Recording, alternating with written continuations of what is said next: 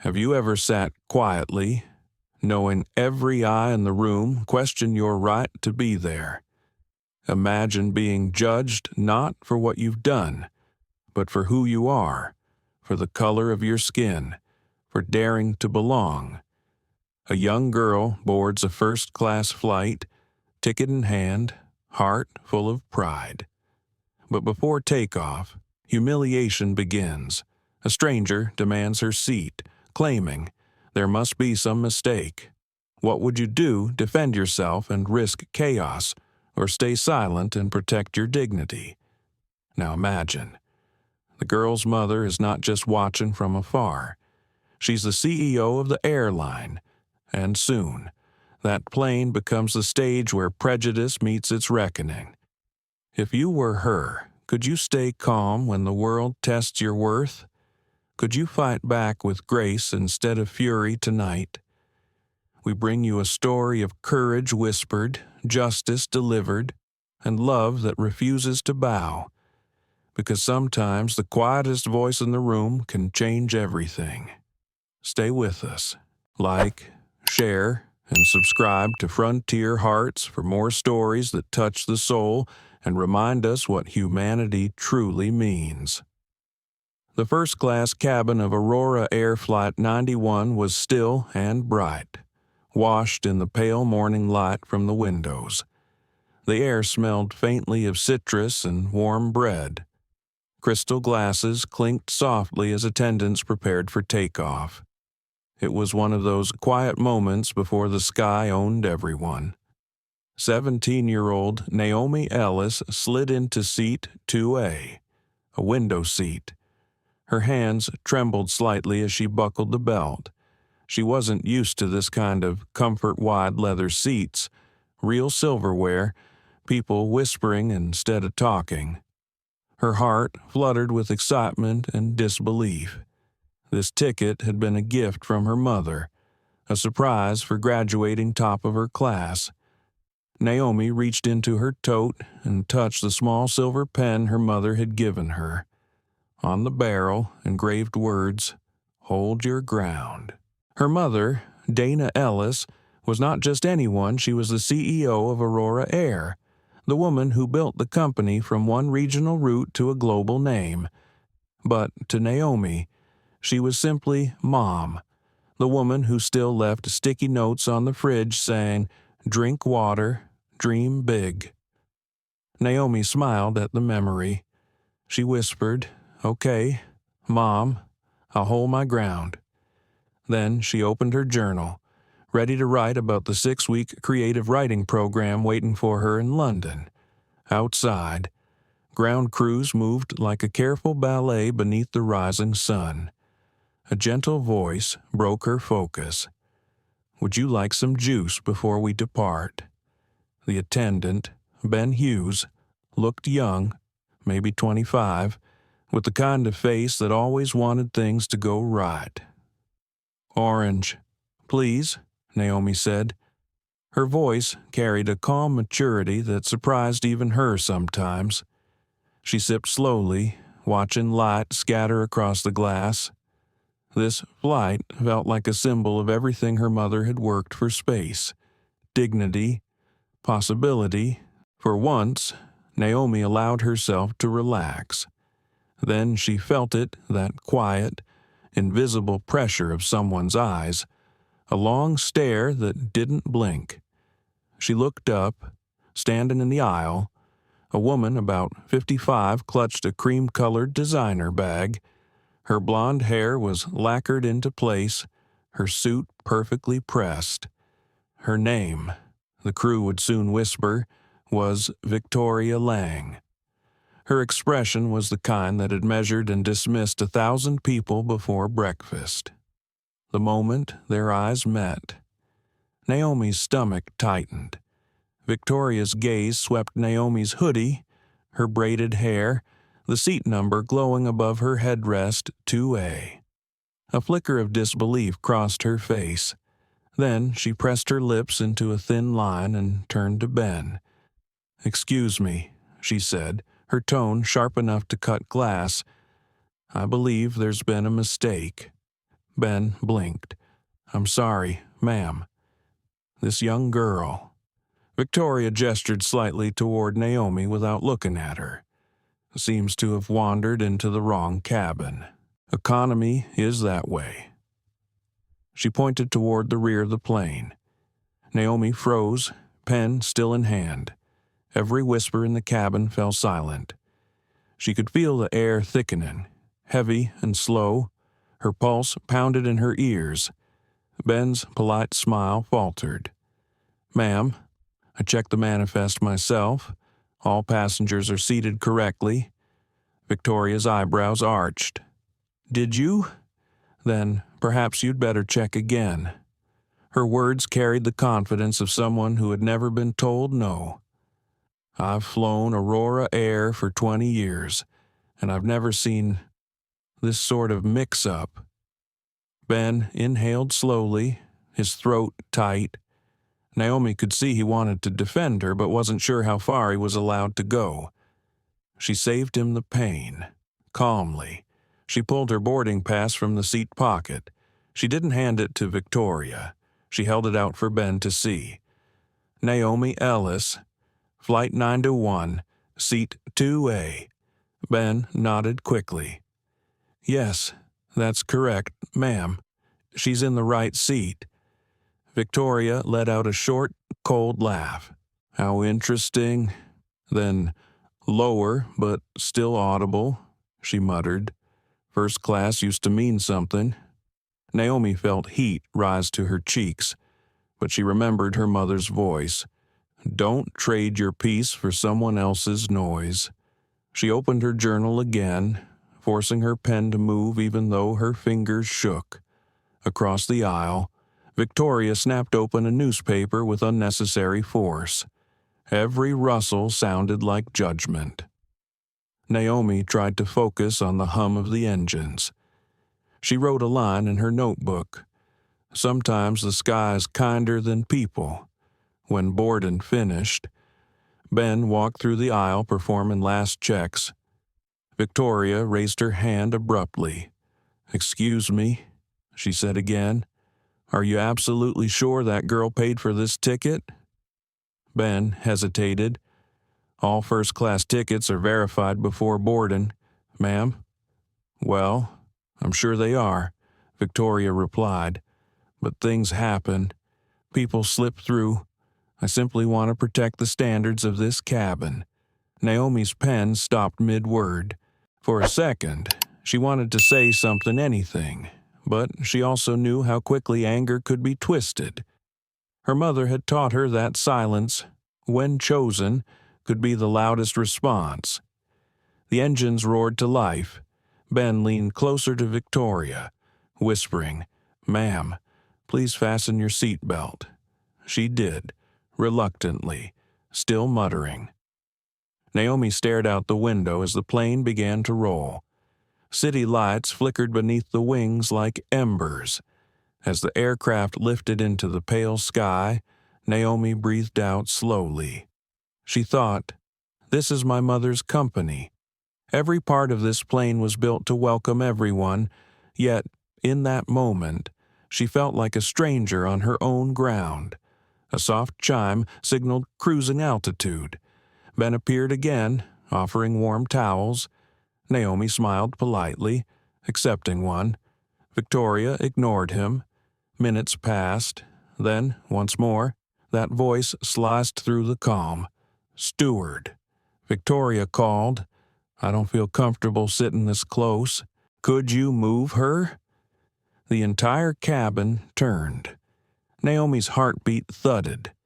Ben froze, words caught in his throat.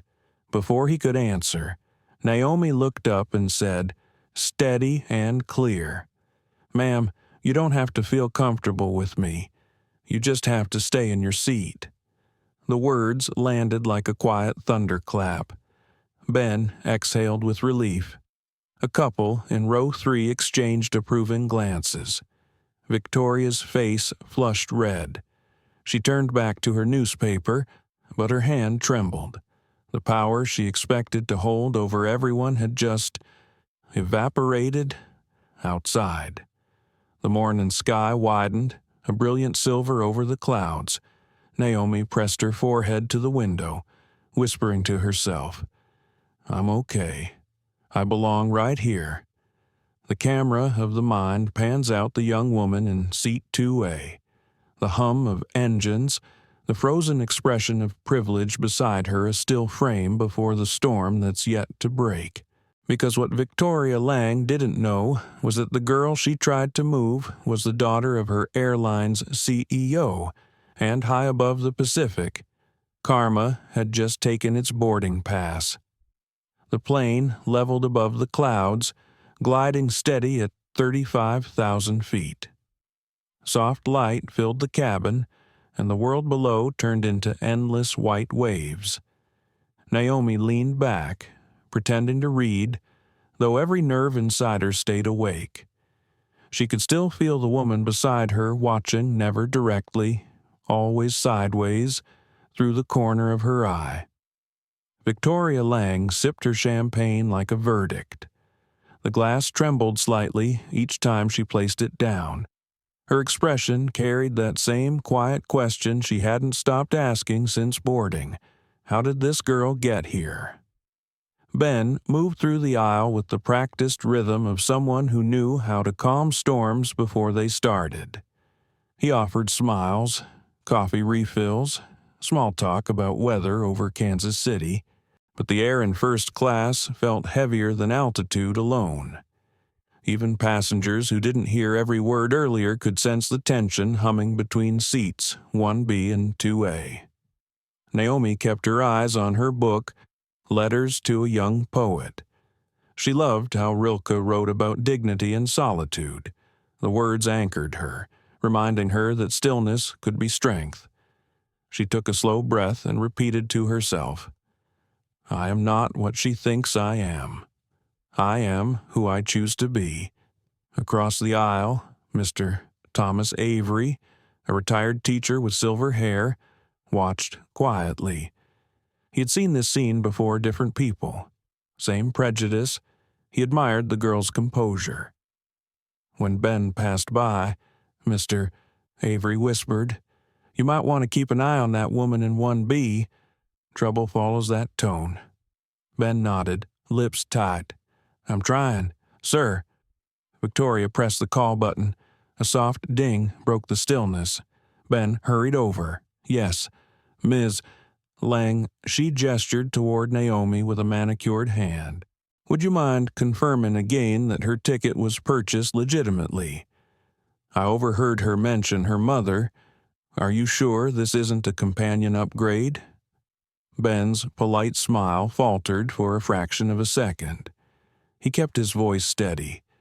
"All our first-class tickets are verified through the same system. Ma'am, Ms. Ellis's fare is confirmed full price." Victoria arched one brow. "Full price? You say impressive?" She said it as if the words carried a hidden weight, an accusation coated in sugar.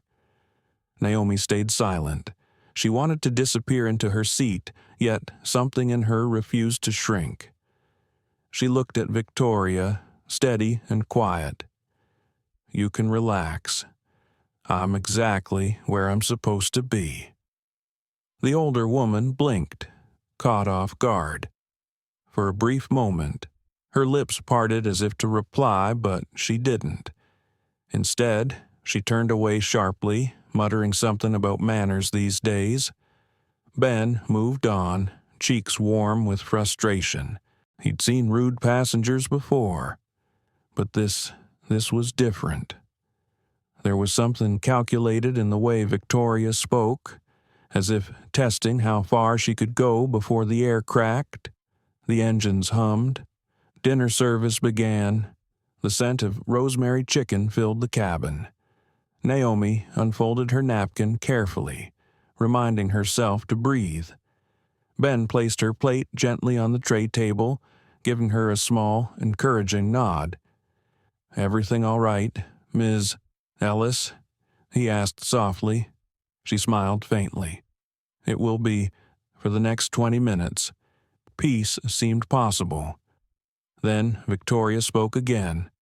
Louder this time, loud enough for half the cabin to hear. "You know," she said, "some of us work our entire lives for the privilege of sitting here. It's strange how easily others just appear." The fork in Naomi's hand paused midair. Her throat tightened. "Mr." Avery set his glass down with a slow, deliberate motion. "That's quite enough," he said firmly, his voice low but resonant. "This young lady hasn't done a thing to you." Victoria gave a small, humorless laugh. "Excuse me, I was speaking generally." "No," he replied, eyes calm but unflinching. "You were speaking cruelly." The words hung in the air like a stone dropped into still water. Ben appeared instantly, sensing the danger of escalation. "Is there a problem here, Mr.?" Avery shook his head. "Not unless someone makes it one." Victoria waved her hand dismissively. "I'm not interested in debates." But her face was flushed, and her fingers gripped the stem of her glass too tightly. She turned away again, whispering under her breath, "Unbelievable." Naomi looked down at her food, appetite gone. She whispered to herself, almost soundless, "Stay calm, hold your ground." The silver pen from her mother's note gleamed faintly under the cabin light, as if reminding her she wasn't alone. Ben quietly informed the purser through his earpiece. A small code, just a routine alert, appeared on the crew's tablet. They didn't want a scene. Not yet. Outside, lightning flashed in the distance, pale and silent behind the clouds. The seatbelt light blinked on. The captain's voice filled the speakers.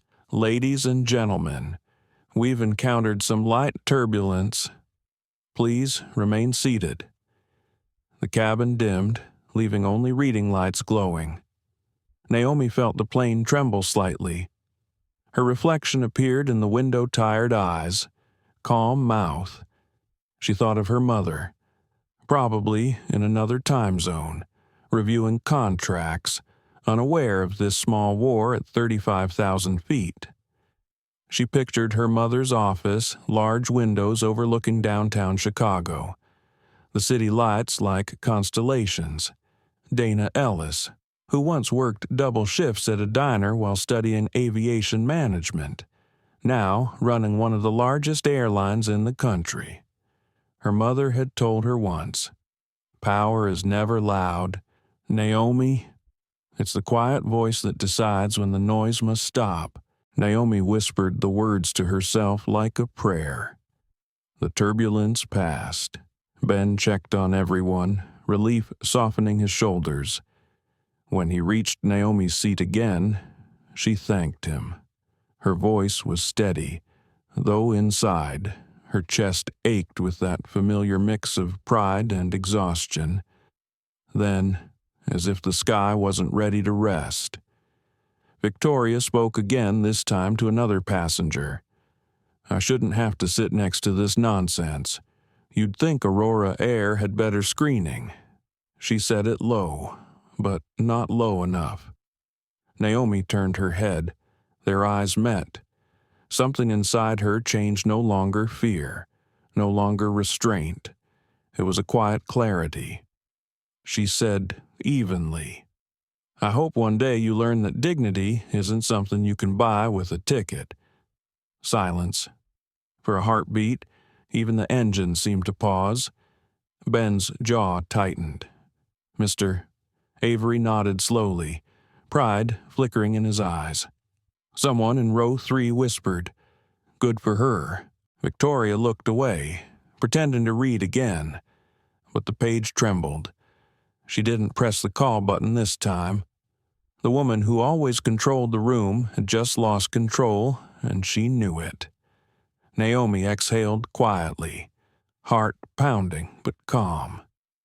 The clouds outside broke open, revealing a stretch of moonlight like a silver road.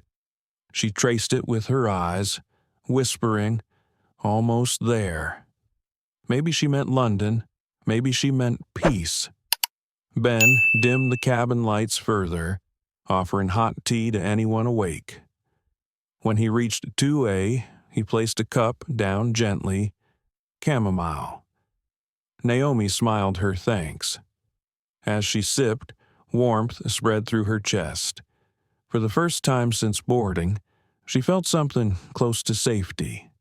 She didn't know it yet, but everything that happened on this flight would echo far beyond tonight, because somewhere on the ground, hundreds of miles away, Dana Ellis's phone was already lighting up. A message from the crew had just landed, and with it, the first spark of justice waiting to take off. The engines hummed steadily, the sky outside a vast ocean of gray and white. Night hadn't fully come yet, but daylight was fading into gold. The cabin had grown quieter. Most passengers closed their eyes or scrolled through glowing screens. Only one voice still cut through the calm like a blade. Victoria Lang leaned toward the aisle, pressing the call button again. Her tone carried irritation polished by years of getting her way. "Excuse me," she said sharply when Ben appeared. "I'm filing a formal complaint. Right now." Ben blinked, taken aback. "A complaint, ma'am." "Yes," she said, "about that passenger." She nodded toward Naomi, who looked out the window. "I don't feel safe sitting near her." Ben felt his stomach tighten. "May I ask why you feel unsafe?" "Ms." Lang Victoria's eyes narrowed. She's been staring out the window the entire time, whispering, writing things down. Who knows what she's doing? It's unsettling. Her words were laced with something more than discomfort, fear wrapped in prejudice. Ben hesitated. "She's been quiet the entire flight." "Ma'am, I can assure you there's no Victoria interrupted. Are you ignoring a potential threat? Is that what Aurora Air trains its staff to do? I know people on your board, young man. Perhaps I should call someone." Her voice rose just enough to draw attention from other passengers. Naomi's pen stopped. Her reflection in the window stared back at her, calm on the outside, but inside, her heart raced. She'd seen that look before, years ago at a grocery store when a security guard followed her down every aisle. Different place, same feeling. The quiet accusation that said, "You don't belong here." Ben inhaled, keeping his composure. "Ma'am, please lower your voice. If there's any concern, I can alert the captain." "Do it," Victoria snapped. "I'll be waiting." Ben nodded and stepped away, discreetly signaling to the purser. Within minutes, a message reached Captain Reyes in the cockpit. He frowned, reviewing the brief passenger complaint. Row 1B reports discomfort, possible prejudice tone. The captain sighed. He'd flown enough years to recognize when fear was just disguised arrogance. "Keep things calm," he told the crew through the headset. "No confrontations unless safety is at risk. Record everything." Meanwhile, Naomi took a sip of her tea, her hand steady. "Mr." Avery leaned slightly toward her. "Miss," he whispered kindly, "don't let that woman shake you. The problem isn't you, it's her reflection." Naomi smiled faintly. "Thank you, sir. I'm all right." But she wasn't. Not entirely. Inside, she fought two battles, one for her dignity, and another against the voice of exhaustion whispering, "Why does this keep happening?" Her mother had faced it too, doors that closed, meetings where voices talked over hers, headlines questioning how a black woman could lead an airline. Naomi remembered being 10 years old, waiting in Dana's office as a man shouted, "She only got this job because of politics." Her mother hadn't shouted back. She'd smiled, finished her notes, and said, "I got it because I'm the best." You'll see that soon enough. That memory steadied Naomi now. Ben returned after speaking with the captain. He crouched slightly beside Naomi's seat, voice low. "Everything's fine. Ms. Ellis, please don't worry. Just remain calm." She nodded. "I'm fine. Ben, thank you." Victoria watched their exchange, her expression souring. When Ben walked away, she leaned closer, voice sharp as ice. "You must think you're special," she said quietly. "Sitting up here like you belong." Naomi turned her head, meeting her gaze. "I don't think I'm special," she said softly. "I think I'm human." Victoria scoffed. "Don't get smart with me, young lady. You have no idea who I am." Naomi tilted her head slightly. "Then maybe you should tell me, so I know who I'm disappointing." For a heartbeat, Victoria said nothing. Then she exhaled sharply, muttering, "Unbelievable," before turning away. The moment settled like dust after a storm. Ben glanced back, catching Naomi's calm expression, and felt a pang of admiration. She wasn't fighting to win. She was fighting to stay whole. The flight attendants moved quietly through the cabin, pretending nothing had happened.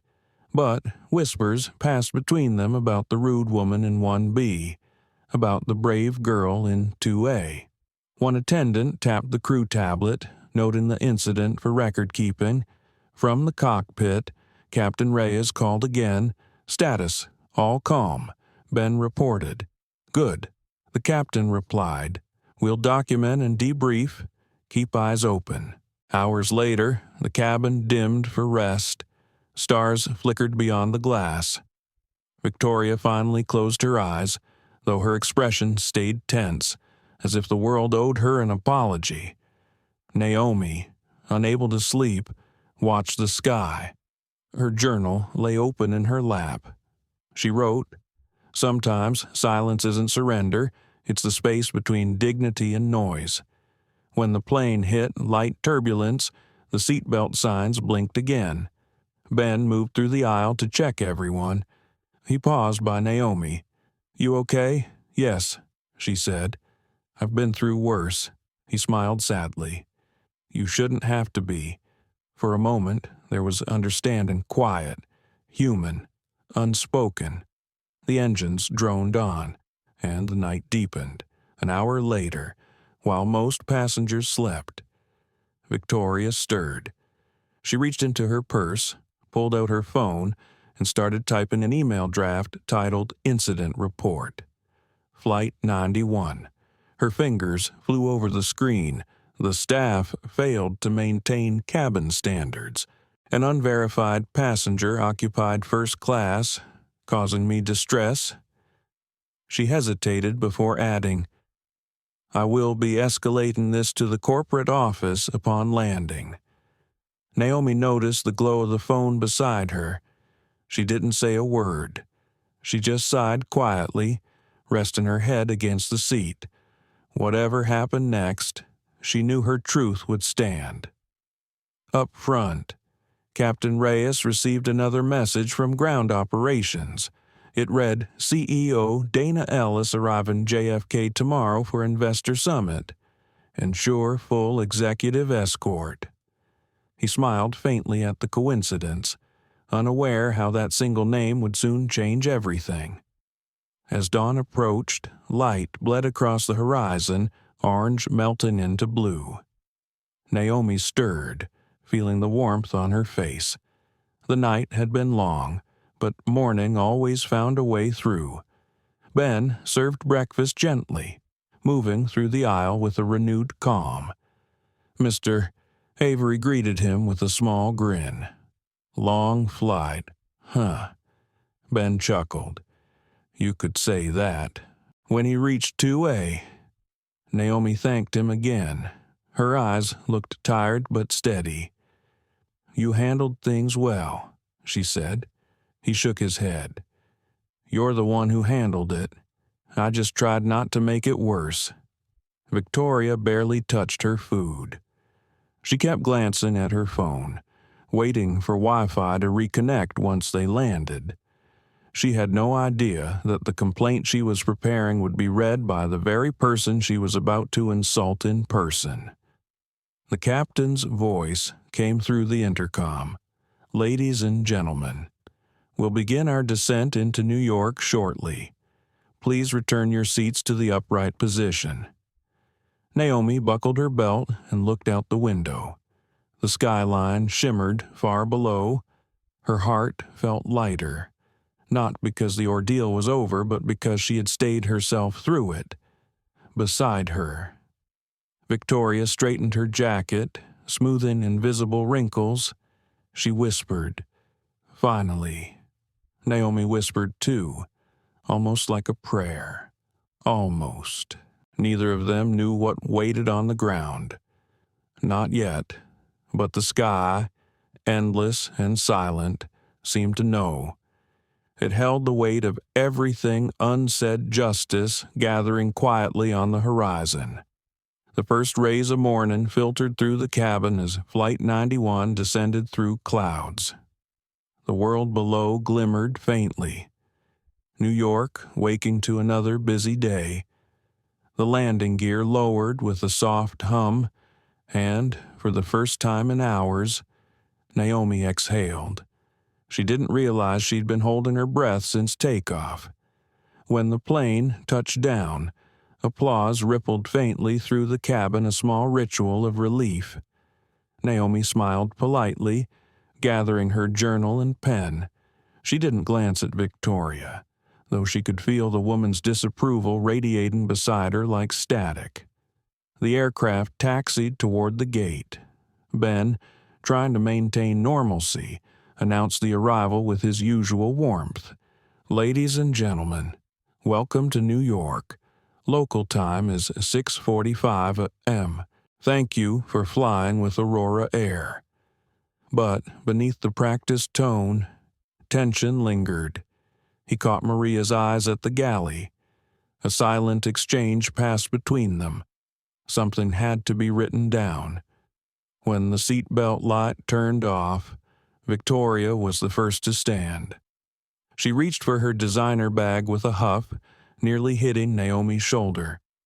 Naomi stepped back, giving her space. Victoria didn't apologize. She didn't even look. As passengers disembarked, Mr. Avery waited for Naomi. "Take care of yourself, young lady," he said kindly. "Don't let people like that define your morning or your worth." Naomi smiled softly. "Thank you, sir. I won't."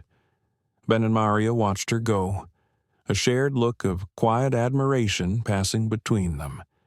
When the last passenger exited, Maria sighed and rubbed her temples. "Ben," she said, "we'll need to log that situation immediately. The company requires full documentation for any racially charged complaint." Ben nodded, still uneasy. She said she'd contact corporate directly.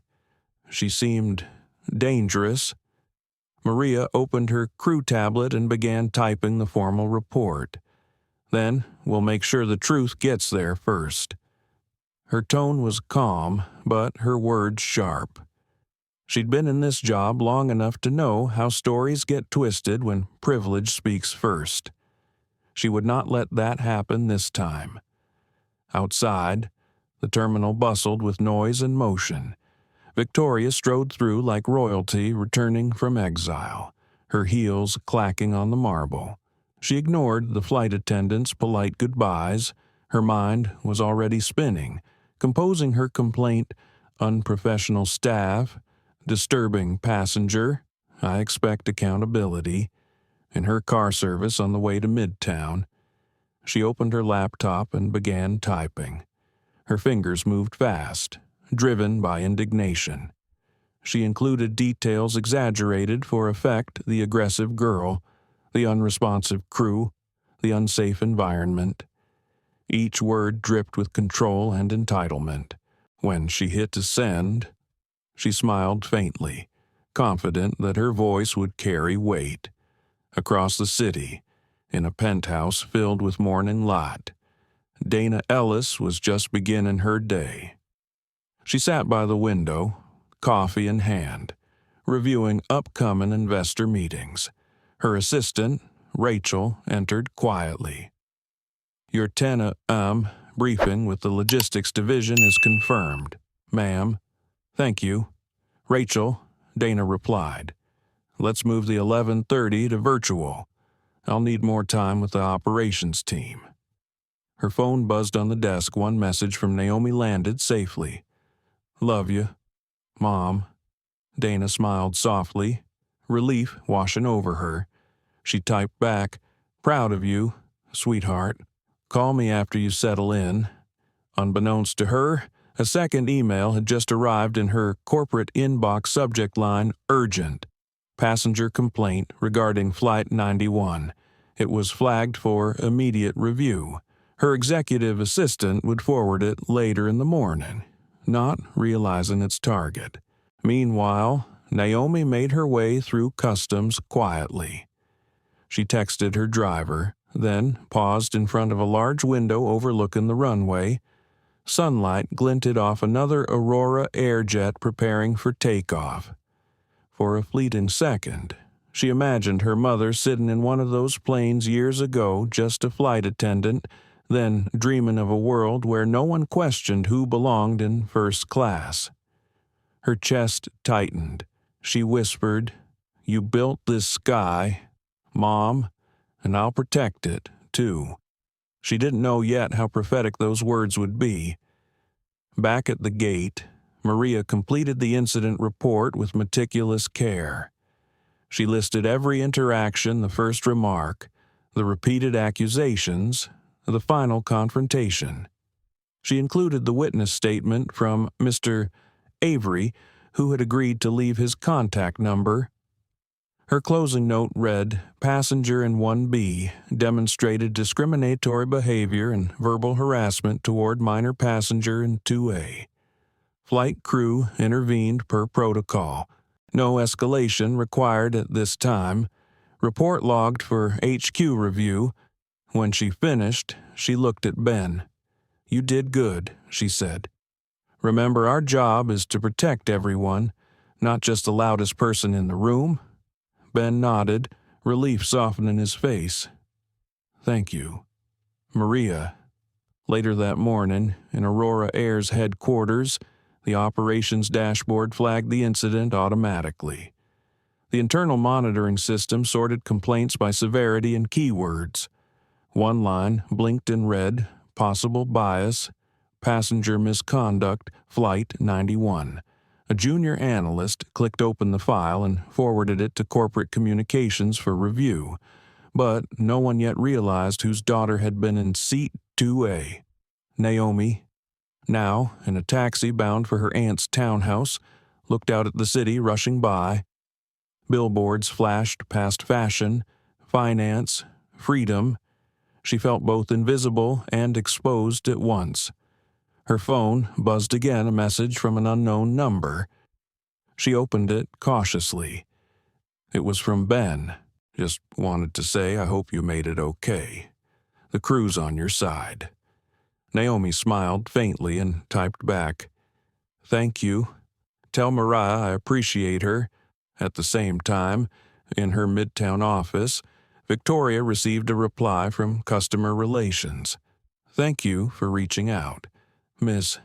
Lang, your feedback has been escalated to the executive level. You will receive a direct response from the office of the CEO." She smirked, leaning back in her chair. "Perfect," she thought. "They'll see how their staff failed a loyal client." The irony was exquisite. She had no idea the CEO she was about to challenge was the mother of the girl she'd just humiliated. By noon, Dana Ellis sat in the executive conference room reviewing quarterly metrics when Rachel entered with a tablet. "Ma'am, we've got an urgent passenger complaint filed by Victoria Lang. It's escalated as a customer experience violation." Dana looked up, intrigued. "Lang, what's the flight?" Rachel scrolled. Aurora Air Flight 91. New York arrival this morning. Dana's hand paused midair. Flight 91. She frowned slightly. That's the same route Naomi took today. Rachel nodded. Coincidence? I guess. Dana's instincts told her otherwise.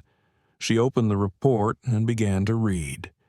The words hit her like a blade, phrases like disruptive passenger, inappropriate behavior, lowered cabin standards.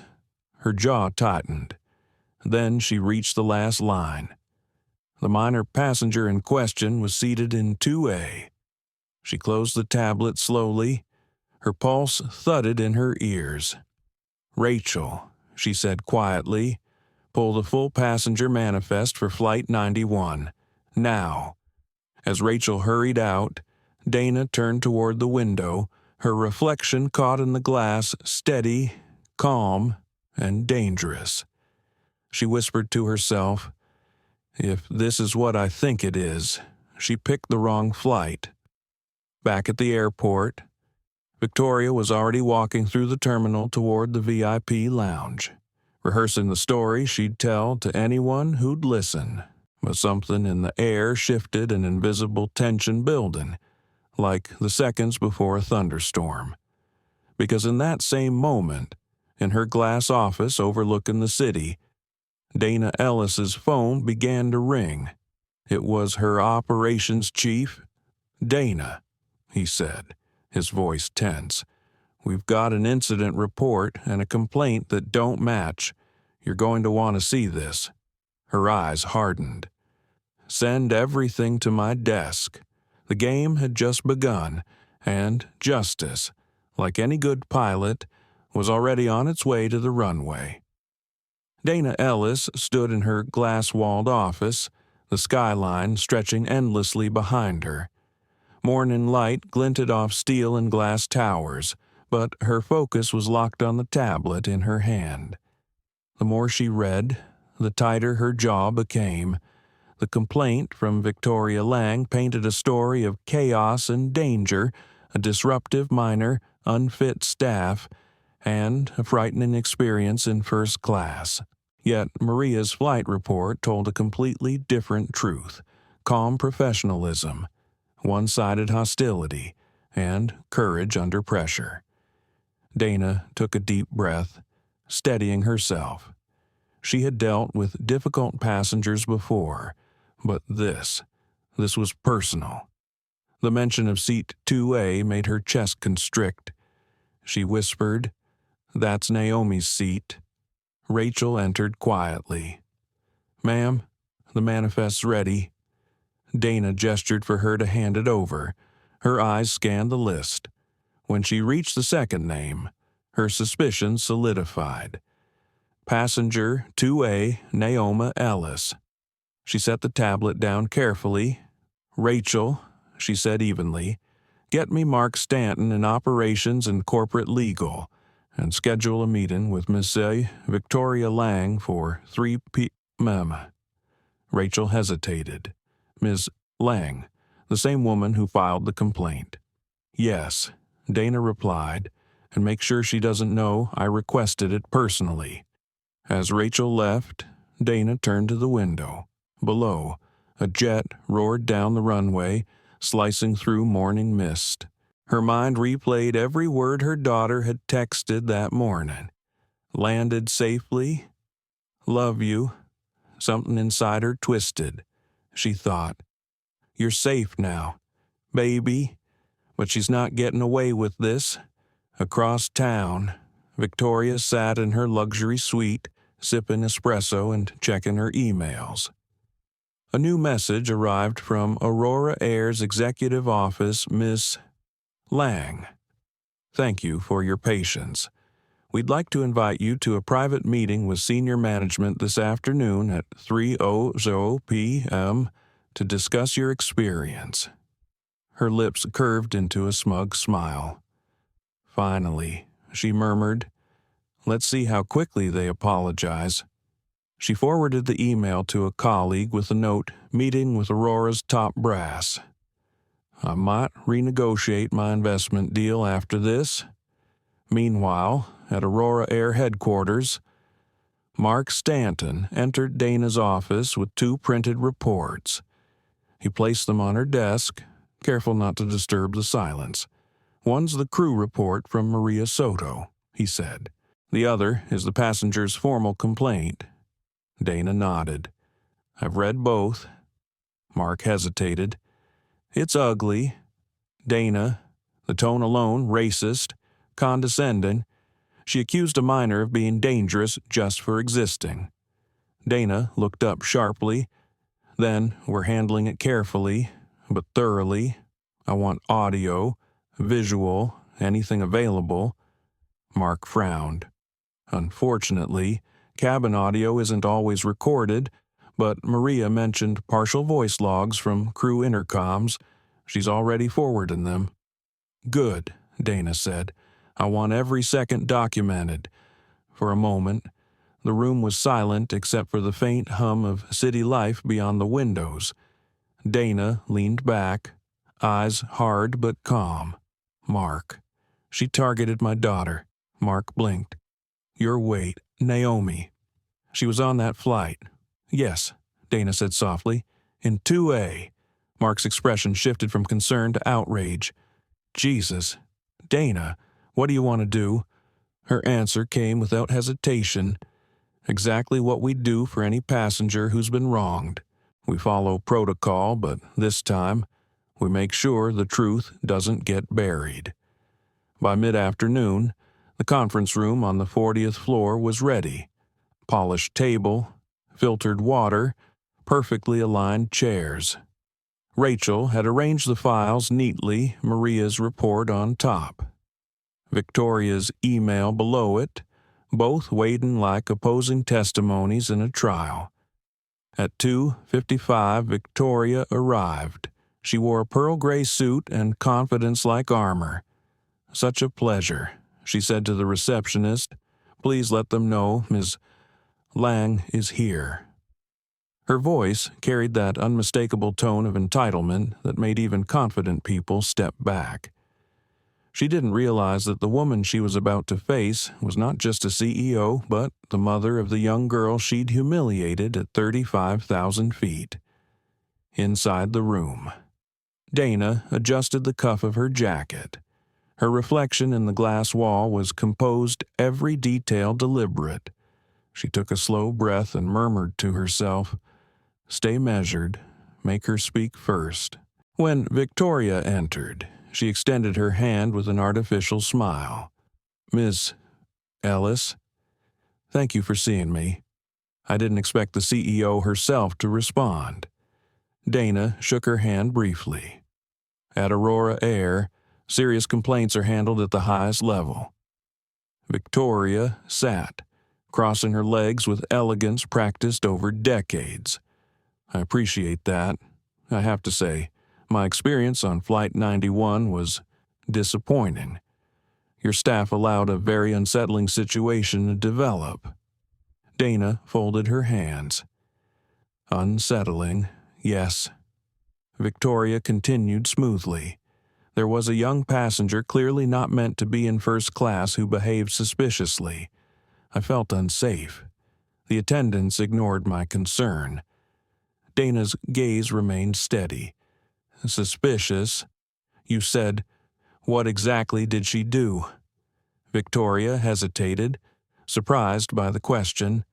"Well, she kept writing in a notebook, whispering to herself, looking out the window, and she was clearly not of the demographic that typically books a first-class seat." The last sentence hung in the air like poison. Dana leaned back slowly, her eyes darkening. "I see." Rachel, sitting quietly beside her, took notes. Dana continued, her tone even but colder now. "Ms. Lang, are you suggesting that our passenger's appearance determined your discomfort?" Victoria blinked, sensing the shift but pushing forward. "I'm suggesting you should reconsider how seating is assigned. People like that can make others uneasy. I'm sure you understand." Dana's voice dropped to a low, measured tone. I understand perfectly. She stood, walked toward the window, and looked out at the city. When she turned back, her calmness was unnerving. Tell me, Ms. Lang, did you happen to learn that passenger's name Victoria frowned? No. Why would I? Dana smiled slightly. Because names matter. Rachel handed Dana a folder. Dana opened it and read aloud, her voice crisp as glass. Passenger 2A, Flight 91. Naomi Ellis, age 17, honors student, destination London. Victoria froze. Ellis. Dana met her eyes squarely. My daughter. The color drained from Victoria's face. She opened her mouth, but no words came. Dana continued, quiet but firm. Your complaint reached my office an hour after she landed.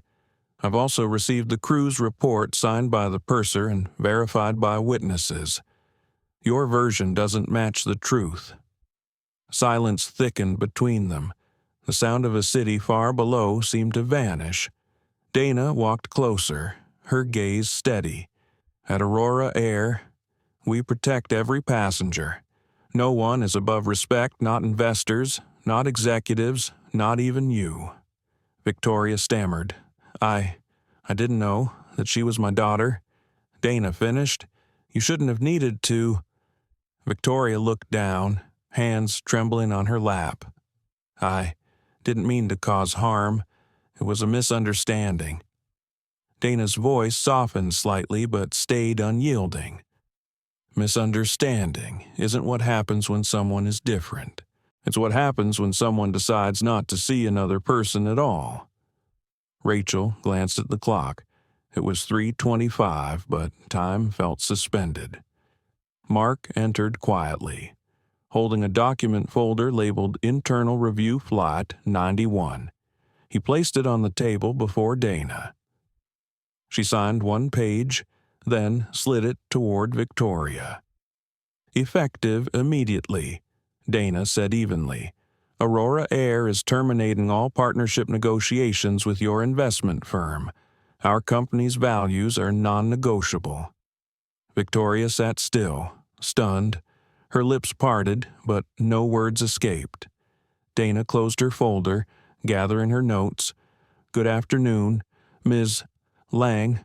You'll receive formal notice by email. As Victoria left the room, heels echoing on the marble floor, Rachel whispered softly, That was powerful.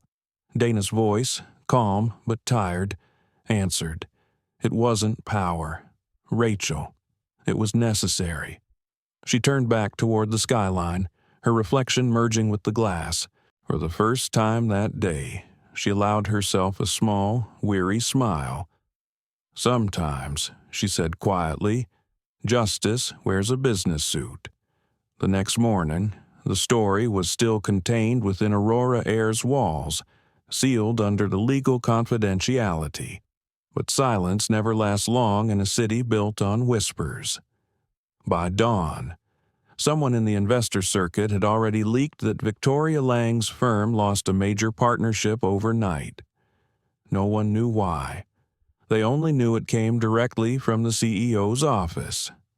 In her apartment overlooking Central Park, Victoria sat motionless at her vanity. Her reflection was pale, eyes rimmed with disbelief.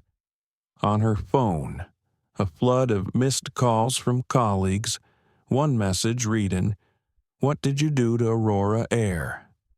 Our deal's frozen. She replayed yesterday's scene in her mind, the calm voice of Dana Ellis. The moment she realized who Naomi was, the humiliation burned like acid. She had built her entire identity on control. Now, one conversation had stripped it away. Her phone buzzed again. A notification from a private aviation blog read, Aurora Air cuts investor ties amid internal ethics review. Victoria's hand shook as she threw the phone across the room. For the first time in decades, she felt powerless. Across the city, Dana Ellis arrived at headquarters earlier than usual. The lobby greeted her with nods of respect, but she could feel the tension in the air. Rachel followed close behind, tablet in hand. "Good morning, Dana. The PR team has prepped a statement. It doesn't name anyone, but confirms our zero-tolerance policy toward discriminatory behavior." "Good," Dana said softly. "Let the message speak for itself." She entered her office, the city skyline glowing in the morning sun. For a moment, she allowed herself to breathe. Her daughter was safe, the company's integrity intact, but a different thought tugged at her. What if this hadn't been her daughter? Would anyone else have been protected this swiftly? The question haunted her. "Rachel," she said quietly, "we need to create a new protocol for incident reviews, something that ensures fairness before privilege decides the narrative." Rachel nodded. "I'll draft it today." Meanwhile, Ben Hughes sat in a quiet cafe near JFK Airport, nursing a cup of coffee he hadn't touched. The exhaustion from the previous day still clung to him. He had barely slept, replaying every word, every look, every moment where he wished he'd done more. Maria entered, spotting him instantly. She wore no uniform today, only a gray sweater and quiet confidence. She slid into the seat across from him. "Hey," she said softly. "You look like you've seen turbulence without leaving the ground." He chuckled weakly. "Feels like it." "You heard what happened. I heard enough," she said. "The CEO herself handled it." Ben exhaled. "You think we're in trouble?" Maria shook her head. "No, we did our jobs the right way. Don't let guilt rewrite that." He looked down at his cup. "It's not guilt, it's frustration. We see things like this all the time, and most people just walk away untouched." Maria reached across the table. This time, they didn't. Outside, the city roared with noise horns, chatter, life moving forward, but Ben felt a strange calm settle in. For once, decency had won quietly. Across Manhattan, in a newsroom filled with flickering screens and half-empty coffee cups. Harper Bell leaned back in her chair, scanning the day's business reports. She was a features journalist known for her integrity, a writer who preferred human truth to headline drama. One headline caught her attention: "Aurora Air terminates investor agreement, following unnamed ethical breach." Her instincts stirred. Something about it didn't feel like a standard corporate maneuver. She jotted a note. Find out what really happened. By noon, the company's official statement went live. Aurora Air reaffirms its commitment to dignity, safety, and equality for all passengers and employees. Discrimination of any kind will never be tolerated within our operations or partnerships. The message spread across business networks within minutes. Hashtags began to trend: Aurora Integrity, Fly Fair, Leadership with Grace. And though the company hadn't revealed details, speculation brewed who had crossed the line. Back in her penthouse, Victoria scrolled through the headlines, her pulse rising. Her firm's stock value had dropped 5% overnight. Her phone rang again. This time it was Graham Holt, her business partner. "Victoria." "What's going on?" he demanded. "We're bleeding investors. Aurora won't return my calls." Victoria swallowed. "It's a misunderstanding. I'm handling it." "Handle it faster," he snapped, "or I'll handle you." The line went dead. She sat back, gripping the armrest so tightly her knuckles whitened. For the first time, she realized she wasn't the victim. She was the headline waiting to happen. That same afternoon, Dana met privately with Mark and the communications director, Elena Chen. Elena's voice was calm but firm. Media outlets are picking up rumors. We've stayed neutral, but if the other party leaks details, we'll need a proactive narrative. Dana nodded. We stay silent about names. The focus is the principal, Mark added, and if she tries to retaliate legally, then, Dana said, she'll meet facts, not fear. Her phone buzzed. A message from Naomi appeared. London's beautiful mom. Thank you for everything. I'm proud of you. Dana smiled gently, her heart softening. She typed back, No, sweetheart. I'm proud of you for staying kind in a cruel moment. As evening approached, a storm rolled over the city, rain streaking down the windows like threads of silver. Rachel entered again, holding a folder. Dana, she said, there's something you should see. A journalist requested an interview. Harper Bell. She said she wants to talk about leadership, not gossip. Dana considered for a long moment. Set it up, she said finally. If the story's going to be told, let it be told with truth. Elsewhere. Ben closed his apartment blinds and turned on the TV. The news ticker at the bottom of the screen read, Aurora Air praised for ethical stance. He smiled faintly, relief finally reaching him. He didn't know Naomi's full story, but he knew her strength had started something much larger than one flight. In London. Naomi sat by her dorm window, the Thames glistening under moonlight. Her journal lay open beside her. She wrote slowly, deliberately. Sometimes the loudest storms are fought in silence. Sometimes justice comes quietly, wearing calm faces. And sometimes it carries your mother's last name. She closed the journal and looked out at the river, a small smile breaking through. She didn't need to read the headlines to know her mother had handled it. Some lessons didn't need to be taught, they were lived. Back in New York, Dana remained in her office long after everyone had gone. The rain had stopped, leaving the city washed and reflective. She looked at the framed photograph on her desk Naomi at age 10, holding a model airplane. Her fingers brushed the glass softly. She whispered, For every child who's ever been told they don't belong, this is for you. Her reflection stared back at her, proud, composed, and a little tired. Tomorrow, there would be meetings, statements, and questions. But tonight, for the first time in days, she felt peace, because she knew something fundamental had shifted not just in her company, but in the air itself. Far above the city, an Aurora air jet crossed the night sky, lights blinking against the darkness. For Dana, it wasn't just another flight, it was proof that dignity, once defended, could fly higher than any cloud. 3 days after the boardroom confrontation, the storm of speculation had turned into a wave.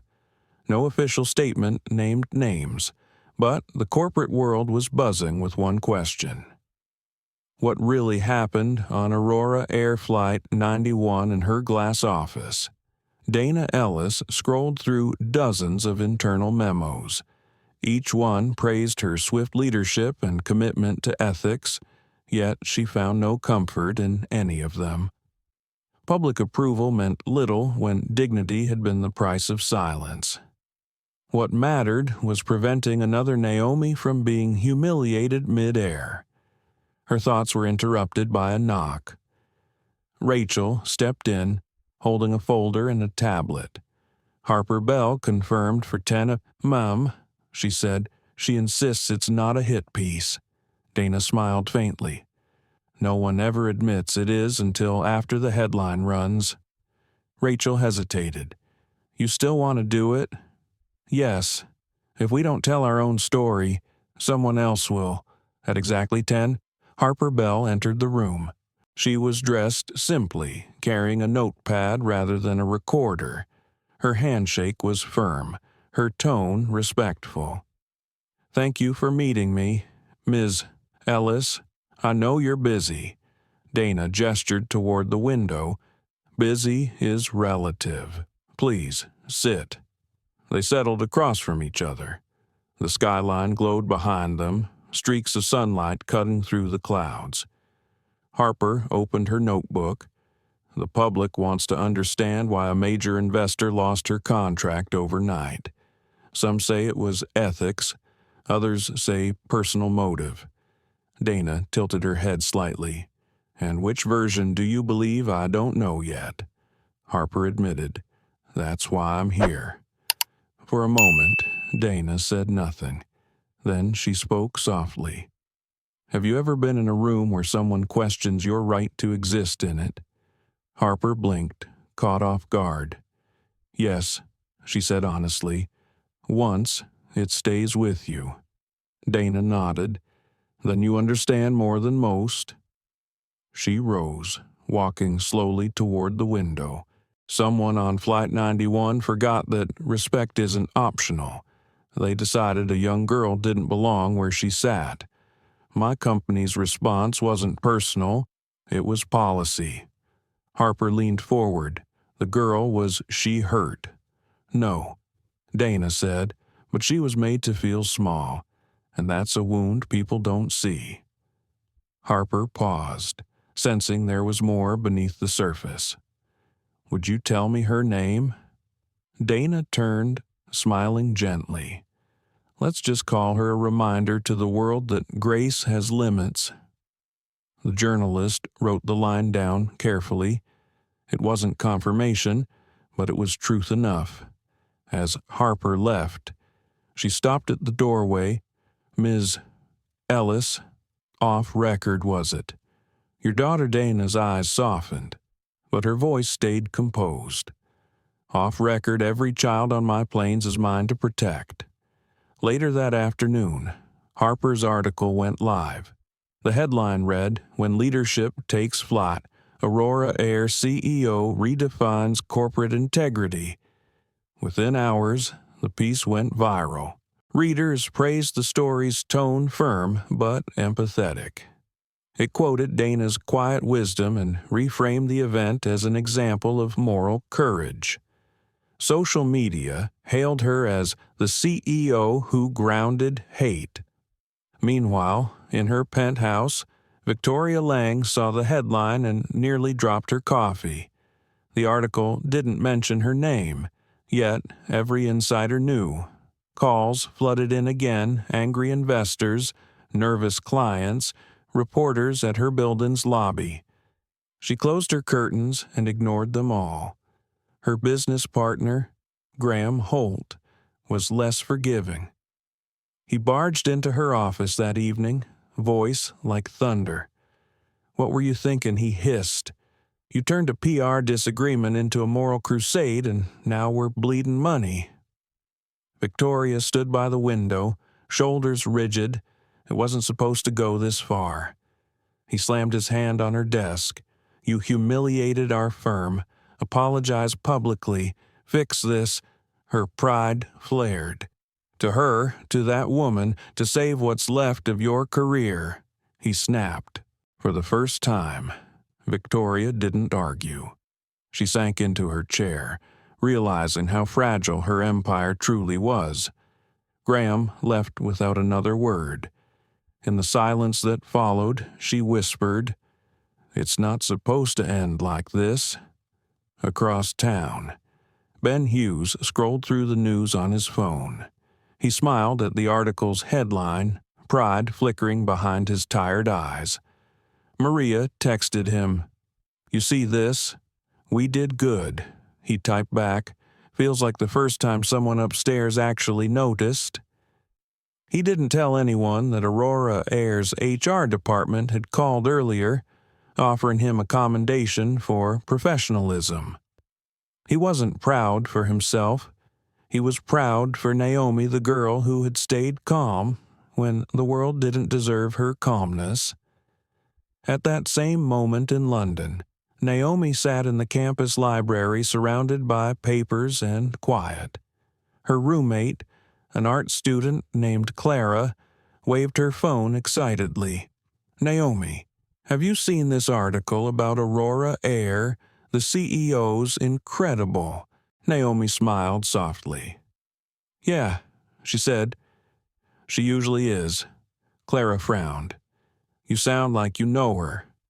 Naomi's lips curved slightly, maybe just a little. When Clara went back to her sketching, Naomi opened her journal again. Her handwriting flowed easily across the page.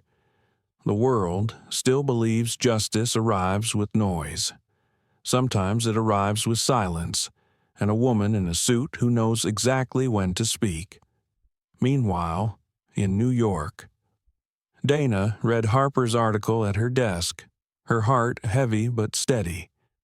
Rachel entered, tablet in hand. The board's ecstatic. Investors are calling this a PR masterpiece. Dana closed her eyes for a moment. "It's not PR. Rachel, it's humanity finally being profitable." Rachel smiled. "Well, humanity's trending." Just then, Mark knocked on the open door. "Dana," he said, "we've had a request from the Diversity Council. They want to name the new training program after your daughter." Dana's expression softened, a rare flicker of emotion in her eyes. "She'd hate the attention," she said, laughing quietly. Mark grinned, "Probably, but I think she'd be proud." Dana looked out the window again, the city shimmering below. "So am I," she said softly. That night, as the sun set behind Manhattan's skyline, the story that began with humiliation had turned into a movement. Aurora Air's social campaign, "Saskia Fly with Respect," gained traction worldwide. People shared their own stories of prejudice, courage, and quiet strength. For once, the comment sections weren't filled with anger, but gratitude. In the stillness of her office, Dana closed her laptop and whispered, "Naomi, this isn't just for you. It's for everyone who ever sat in the wrong seat but belonged there all along." Outside, another Aurora jet lifted into the fading light, streaking through the evening sky like a silver promise. Somewhere far away, a young girl who'd once been told she didn't belong in first class was watching that same sky, finally believing that she did. The days that followed Harper Bell's article were a whirlwind. Aurora Air's reputation soared, its stock value climbing 5% in a single week. People admired Dana Ellis's restraint and conviction. Employees felt a renewed sense of pride. But beneath the applause, pressure brewed a quiet resistance from within. Not everyone in the executive circle agreed with Dana's actions. Some viewed her decision as impulsive, financially risky. In a private conference room on the 20th floor, 3 senior board members gathered without her knowledge. "She's too emotional," one said, voice sharp with disdain. "She jeopardized an $80 million partnership to make a moral statement." Another replied, "The public loved it, but investors don't trust emotion. This could backfire." The third, more cautious, leaned back. "You really think you can push her out? She's the face of our success." The first man smirked. "Every hero has a limit. Let's find hers." Meanwhile, Dana sat in her office, unaware of the whispering below.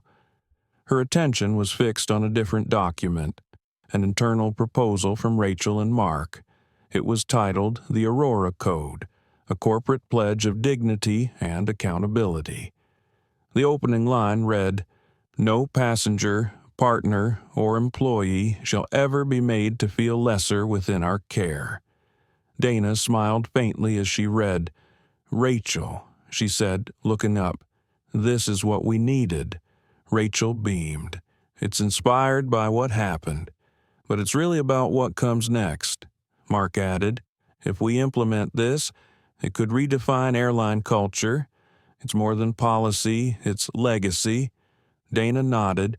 "Then let's make it real." Across the city, Victoria Lang faced a very different reality. Her penthouse was nearly empty now, assistants gone, calls unanswered. Graham Holt had severed all ties, leaving her stranded in the wake of scandal. She hadn't stepped outside in days. The world she once ruled with effortless confidence had vanished, replaced by the echo of her own mistakes. When the knock came, she almost didn't answer. It was the building concierge with a letter hand-delivered, sealed with the Aurora Air emblem. Her pulse spiked as she tore it open. The letter was brief but formal. It informed her that Aurora Air's ethics committee had completed its review. She was now permanently barred from all future business with the airline. At the bottom, signed in ink, were the words sincerely, Dana L. Ellis, Chief Executive Officer. Victoria sank into her couch, hands trembling. She whispered the name over and over, Dana Ellis. Every syllable felt heavier than the last. How had she underestimated a woman like that? The humiliation she'd tried to inflict had returned tenfold. On the other side of the Atlantic, Naomi Ellis was thriving in London. Her creative writing mentor had taken notice of her quiet brilliance, often praising her for the truth in her voice. One afternoon, Naomi read a short piece aloud in class. It began, "Some people believe silence is weakness. They've never tried holding it steady in the face of hate." When she finished, the room was still. Then, slowly, her classmates began to clap. Clara grinned at her. "Naomi, that was incredible. It felt real." Naomi smiled shyly. It was later that evening. Naomi video-called her mother. Dana's face appeared on the screen, framed by her office's soft light. They talked about small things, weather, classes, London's early sunsets, until Naomi asked quietly, "Mom, did it cost you a lot?" "What you did?" Dana hesitated. "You mean the decision?" Naomi nodded. "It cost me less than silence would have," Dana said, "and more than most people will ever understand." Naomi absorbed the words slowly. Was it worth it? A pause. Then, with calm certainty, Dana answered, "Yes, because now no one can pretend not to know." In New York, Harper Bell received a flood of messages from readers thanking her for the story. One, however, stood out, a brief email from a private address. "Thank you for writing the truth. M.S." She stared at the initials for a moment before realizing Maria Soto, the purser from the flight. Harper replied instantly, "You showed grace when the world watched cruelty. The story belonged to you as much as anyone." That same night, Maria sat in her small apartment, smiling faintly at the reply. She didn't need fame or recognition. Knowing that justice had been seen was enough. Still, she printed the article and pinned it above her desk, a quiet reminder that dignity always has witnesses. Back at Aurora Air, cracks began to appear beneath the surface of success. Dana had spent the week finalizing the Aurora Code, unaware that her dissenters were building their own plan. A senior board member, Robert Greeley, had contacted an external consultant to review leadership stability. Behind the polished smiles, ambition and envy brewed. Rachel caught wind of it during a late-night meeting. She entered Dana's office, pale with worry. "Dana," she said, "there's something you need to see." She handed her an email printout, an internal thread marked "Confidential Leadership Review." Dana scanned it silently, her eyes narrowing. She didn't look surprised. "I was wondering when they'd start this," she murmured. Rachel's voice trembled slightly. "What do we do?" Dana folded the paper neatly. "We do what we've always done," she said. "Stay true and stay ready." Elsewhere, in a dim conference room miles away, Robert Greeley leaned over a table, whispering to two colleagues, "She's built a brand on morality. All we have to do is make her look emotional again. If the board sees her as unstable, we can vote for a temporary leave." They nodded, satisfied with the cruelty of the plan. But what they didn't know was that Harper Bell, now investigating deeper for a follow-up article, had received an anonymous tip, one pointing to internal resistance at Aurora Air. She began her quiet research, connecting threads that could expose the true story behind the story, a woman fighting not just prejudice, but politics. At midnight, Dana sat alone in her office once more. Outside, Manhattan glittered with sleepless energy. She took a deep breath and whispered to herself, "Let them underestimate me. It's what makes the ending sweeter." On her desk lay two items, a photo of Naomi smiling under the London sky, and a draft of the Aurora Code. The words, "Integrity is our altitude," printed boldly across the cover. She placed her hand over the document and closed her eyes. The coming storm didn't scare her. She had already learned that real power wasn't measured in dollars or contracts. It was measured in the courage to do what's right when no one else will. Outside, a light rain began to fall soft, rhythmic, cleansing, somewhere far away. Naomi looked up at that same rain over London, unaware that her mother was standing under it too. Two different skies, one shared conviction that dignity, once defended, must never be compromised again. In the shimmering calm of Aurora Air's headquarters, the true turbulence was invisible.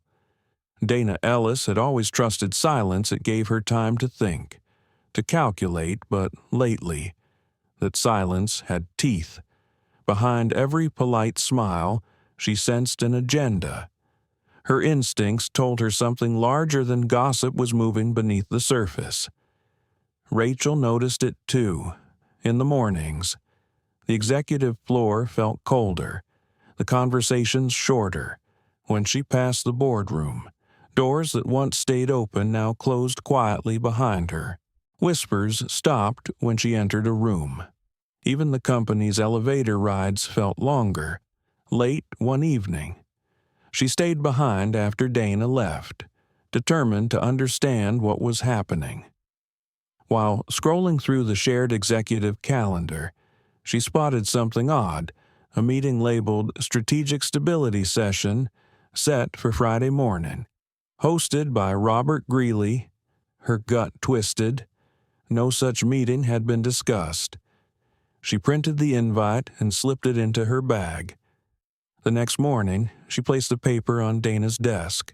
Dana read it once, then twice, her expression unreadable. "So," she said quietly, "it's begun." Rachel frowned. "You knew I suspected," Dana replied. "They'll use the ethics controversy to frame me as volatile.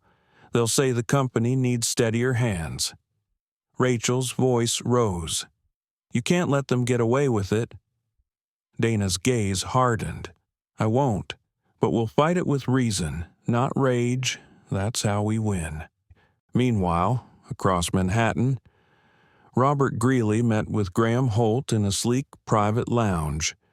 Both men spoke in low, measured tones, the way people do when they've already decided what they'll destroy.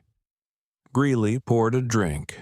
She's untouchable in public, but inside she's vulnerable. The board respects her values, but not her decisions. We can turn that respect into doubt. Graham leaned forward. If we push the narrative that her moral agenda is costing profits, the board will move on its own. You'll just have to act concerned, not cruel." Greeley smirked. "Concern is my specialty." Back in London, Naomi Ellis was unaware of the brewing storm. Her focus was on her midterm project, a personal essay that her mentor, Professor Alden, had called remarkably grounded. Still, she couldn't shake the feeling that something lingered unsaid between her and her mother. Dana's last few calls had been shorter, her tone more cautious. Naomi sensed it, something was wrong. One night, she opened her laptop and typed, "Sometimes strength doesn't look like shouting. Sometimes it looks like standing perfectly still while the world decides whether to respect you or not." She didn't know it yet, but those words would echo far beyond her classroom. In New York, Harper Bell was quietly connecting threads for her next piece. After her story had gone viral, several anonymous sources began reaching out: crew members, staffers, even one person from the board. One message stood out. It read, "They're coming for Ellis. The ethics story isn't over, it's the pretext." Harper met with her editor that afternoon.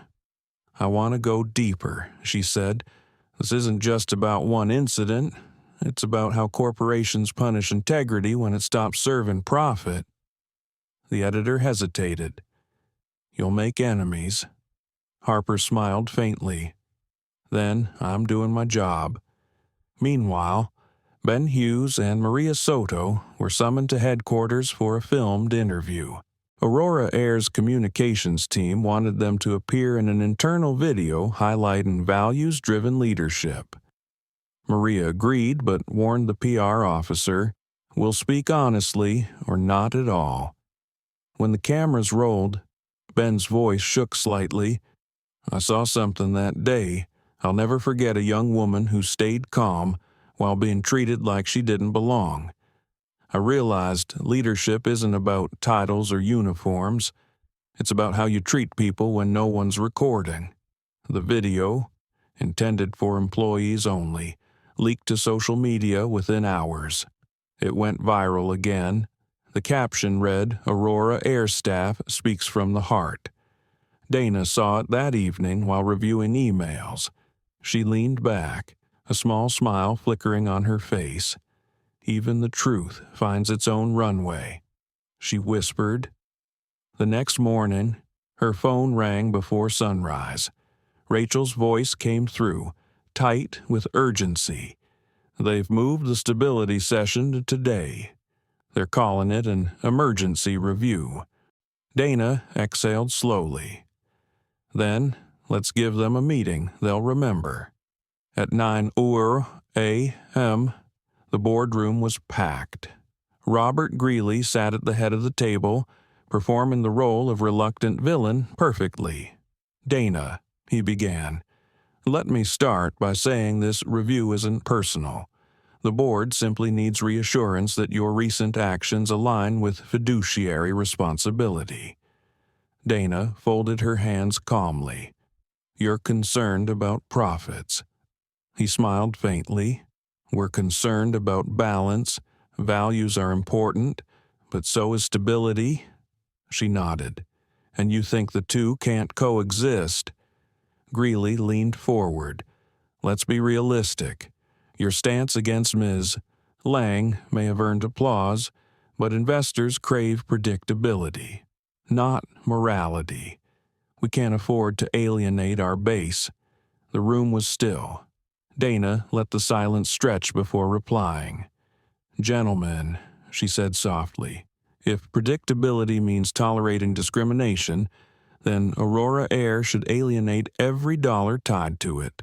Greeley tried to speak, but Dana raised her hand. "You think integrity is expensive? I think dignity is priceless. You call it emotional. I call it leadership. And I didn't build this company to trade souls for shares." Her words hung heavy in the room. Mark, sitting quietly at the far end, hid a small smile. He could see at the shift the moment the room realized she wasn't defending herself. She was defining them. When the meeting adjourned, several board members approached her privately, shaking her hand with quiet respect. Greeley's smirk faltered. His plan had slipped through his fingers like dust. Later that day, Harper received a message from one of her sources. The board blinked. She won. She smiled, typing her next headline when principal outsmarts power, the CEO who wouldn't bend. Across town, in a quiet apartment, Victoria Lang watched the news coverage and whispered bitterly to herself. She's untouchable. But her bitterness turned to something colder, a plan. If she couldn't win back her standing, she'd find a way to drag Dana Ellis down with her. That evening, Dana stood on the terrace outside her office, the skyline flickering with gold. Rachel joined her, holding 2 mugs of tea. "You think it's over?" Rachel asked. Dana looked toward the horizon. "No, but the turbulence is smoother now. We just need to keep flying, miles away, in London." Naomi received a message from her mother. It was short, just 7 words of storm past. "Proud of you? Always. Mom." Naomi smiled, her reflection glowing in the laptop screen. She whispered, "You weathered it. Mom, just like you taught me, above both cities." The night sky shimmered with distant lights, silent and infinite, a reminder that even in turbulence, flight endures. A month had passed since the boardroom confrontation. Aurora Air was thriving again, financially stable, publicly admired, and morally untouchable. But peace has a way of inviting envy, and envy, in the wrong hands, becomes strategy. Inside a private suite at the Regent Hotel, Victoria Lang met with Graham Holt for the first time since their fallout. She looked different now, thinner, sharper, every word dipped in venom. He studied her carefully before saying, "You look like someone who still wants the throne." Victoria's lips curved slightly. "I don't need the throne. I just need the queen to fall."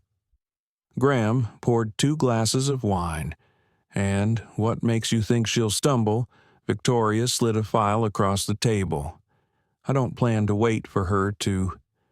Inside the folder was a collection of private emails, some authentic, others cleverly altered between Dana and a regulatory officer.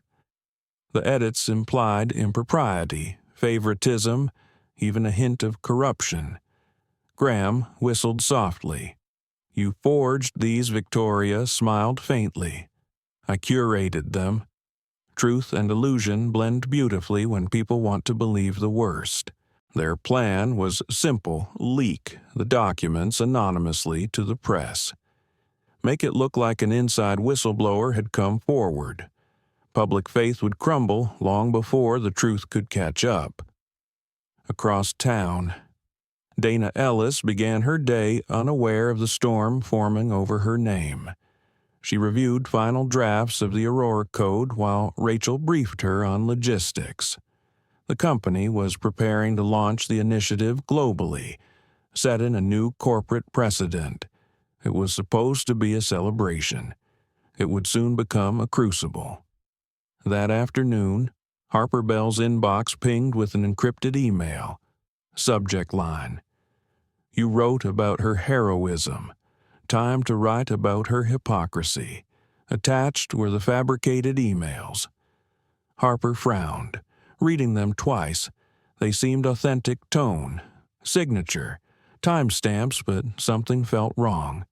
Her instincts tingled. She'd seen smear campaigns before, and this smelled like one. Still, she couldn't ignore it. She called her editor.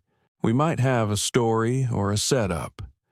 "Be careful," he warned. "If it's fake and we print it, we'll be destroyed. But if it's real," Harper sighed, "if it's real, The woman who restored dignity to her airline just lost her own. Meanwhile, at Aurora's headquarters, Dana was in a meeting with Mark and several executives when Rachel burst in, pale and shaken. "Dana," she said, voice trembling, "you need to see this." She handed over her tablet. The headline read, "Exclusive Internal Leaks. Suggest Aurora Air CEO Manipulated Ethics Review." Dana's heart sank. The article quoted anonymous sources, hinted at collusion, and referenced emails provided by an insider. Her hands tightened around the tablet, but her face remained composed. She looked up at Mark. Get legal. Now. By evening, the story spread across social media like wildfire. Hashtags that once praised Dana now questioned her integrity. Aurora integrity trended again, but this time followed by Aurora hypocrisy. In her apartment, Rachel scrolled through the comments, her chest tight. People were cruel in their certainty. Hero turned liar, one read, another corporate saint exposed, said another. She wanted to scream, but Dana's calm silence grounded her. "Rachel," Dana said softly, "don't feed it. Truth doesn't rush." Still, as night deepened, even Dana felt the weight of isolation pressing against her chest. She looked out her window, the city glittering indifferently below, and whispered to herself, "Let them doubt. I'll make the truth louder than their noise." The next morning, Mark burst into her office with updates. "We've confirmed the emails are doctored. IT traced inconsistencies in metadata, wrong time zones. Digital fingerprints missing. Someone's framing you." Dana nodded. "We expected this eventually. But how do we prove it before the damage sticks?" "We don't," she said quietly. "We let their story collapse under its own lies. Harper Bell won't run it without verification." At that very moment, Harper sat in her newsroom, surrounded by printouts, comparing timestamps and message headers. Her hunch was right. Something didn't align. The sender's metadata originated from a hotel Wi-Fi network near Central Park. She smiled faintly. "Victoria Lang," she whispered. By noon, she was on the phone with Aurora Air's communications office. "This is Harper Bell," she said. "Tell Ms. Ellis, I think someone's trying to destroy her and I can prove it." That afternoon, Harper and Dana met again. The atmosphere taut but trusting. Harper laid out her evidence digital inconsistencies, cross-referenced metadata, a partial trail linking to a corporate IP once used by Victoria's firm. Dana listened silently, her expression unreadable until Harper finished. "Why would she risk this?" Harper asked. Dana's gaze was steady, because humiliation breeds desperation. She exhaled slowly. "Thank you, Harper. You've done more than you know." Harper nodded. "I'll publish the truth, but carefully. I want people to see how easily a lie can look like justice." The next day, Harper's new exposé hit the front page, "The Anatomy of a Lie." How a disgraced investor tried to erase a CEO's integrity. It named no one explicitly, but laid the evidence bare.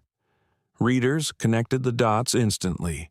Victoria Lang's name reemerged this time as the architect of deceit. Online reactions reversed overnight. Dana's dignity, once questioned, was now celebrated tenfold. Aurora Air's public trust surged higher than before. And the Aurora Code was launched globally under a single tagline, "Truth Takes Flight," at the Regent Hotel. Victoria watched the story unfold on television, her face ghost pale. Graham entered the suite with grim resignation. "You overplayed it," he said quietly. "Now they'll bury you for good." Victoria didn't answer. For the first time, she realized she had destroyed herself trying to destroy someone else. Back in her office, Dana stood before her team as employees gathered for the official launch of the Aurora Code. The company's new logo glowed behind her, radiant and strong. Her voice was calm, carrying both weight and warmth. "Integrity," she said, "isn't a slogan, it's a compass. It's what keeps us flying straight when storms try to pull us off course." Applause filled the room. Rachel smiled through tears. Mark clapped slowly, his eyes reflecting pride, and for the first time in weeks, Dana allowed herself to exhale. Across the ocean, Naomi watched the live stream on her laptop in her London dorm. Her roommate Clara squeezed her shoulder. "Your mom's incredible." Naomi's eyes shimmered. "She's human. That's what makes her incredible." That night, after the event, Dana returned home exhausted but peaceful. She poured herself a glass of water, sat by the window, and texted Naomi, "The truth won again, sweetheart, just like it always will." Naomi's reply came moments later. "You didn't just clear your name, Mom. You cleared the sky for the rest of us." Dana smiled softly. Outside, another Aurora jet rose into the night sky, its wings cutting through the clouds. It wasn't just an airplane anymore. It was a symbol, a promise that light, when defended, can never truly be buried by shadow.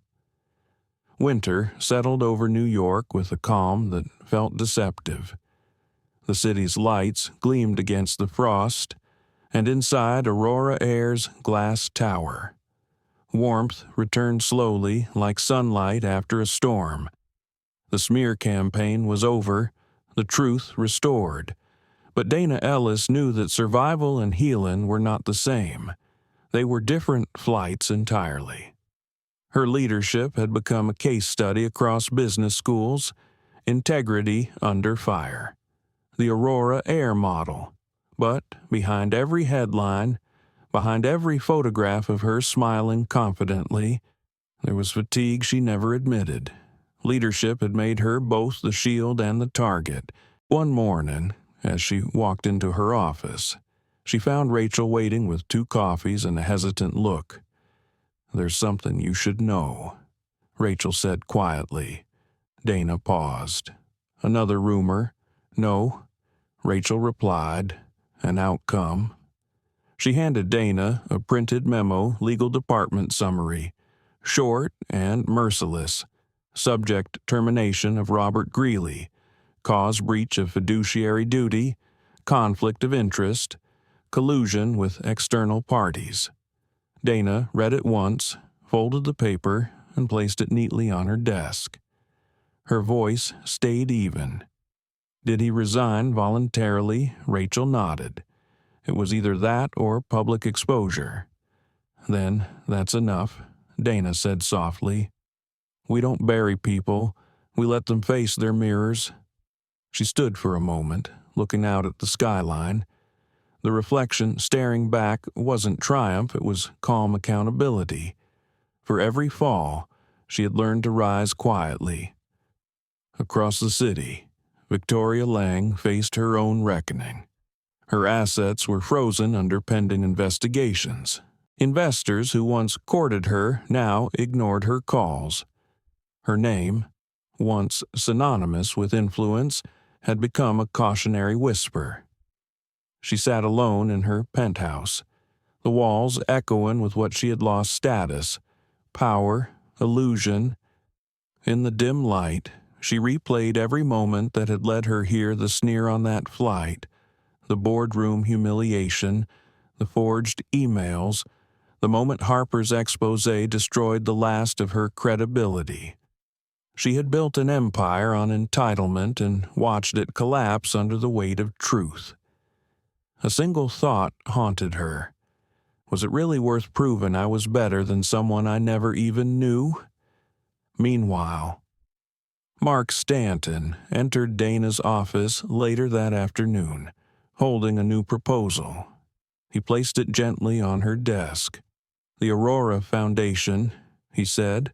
"Scholarships for young leaders, mentorships for underrepresented students. I thought we could start with aviation and expand later."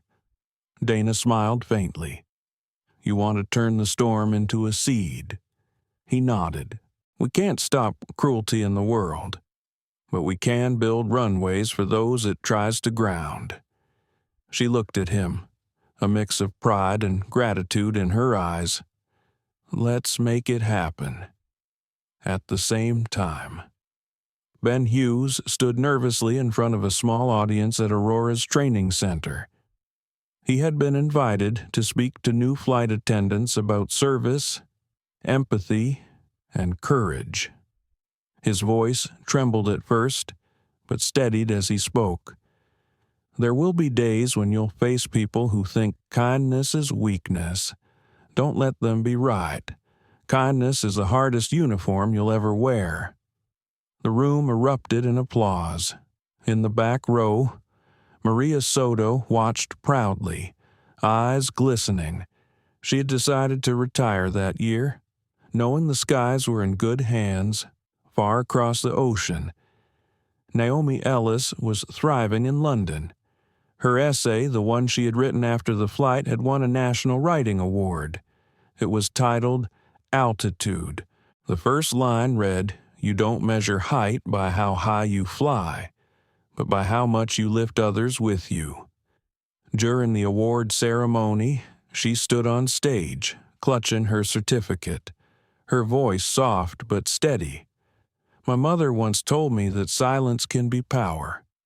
I didn't understand it then, but sometimes the strongest sound in a room is the one that doesn't shout, it just stays."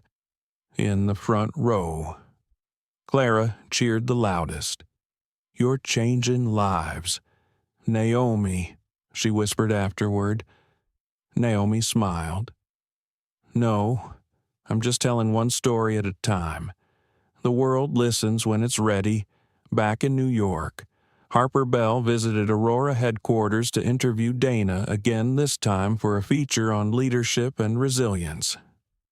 When she entered, Dana greeted her warmly, no longer guarded. "You've become quite the mirror for me, Ms. Bell," Dana said with a small laugh. Harper smiled. "And you've become a blueprint for everyone else." They talked for over an hour about ethics, fatigue, and what courage costs in corporate spaces. Before leaving, Harper asked, "Do you ever wish you'd handled any of it differently?" Dana thought for a long moment.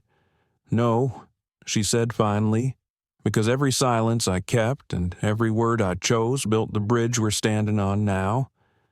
When the article was published, the headline read, "The sky doesn't break, it bends for those who refuse to fall."